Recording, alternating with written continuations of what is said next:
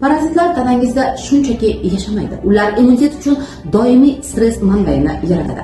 Tasavvur qiling, immun tizimi har daqiqa ular bilan kurashadi, antisellalar ishlab chiqaradi, lekin tananing resurslari bekorga sarflanib ketaveradi. Shuning uchun doim holsizlik, uyquchanlik, qo'l-oyoqlarning muzdek bo'lishi, tez-tez shamollash va abadiy charchoq paydo bo'ladi.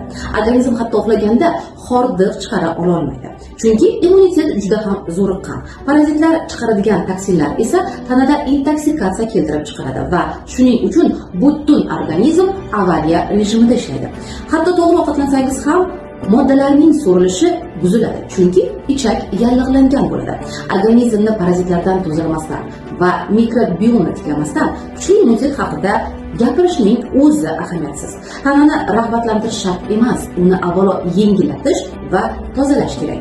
Agar siz tanangizga qanday qilib xavfsiz va samarali tarzda yordam berish, tozalash va energiyani qaytarishni bilib olmoqchi bo'lsangiz, profildagi havola orqali Telegram kanalimga obuna bo'ling. Men sizga haqiqiy ishlaydigan qadamlarni ko'rsatib o'taman.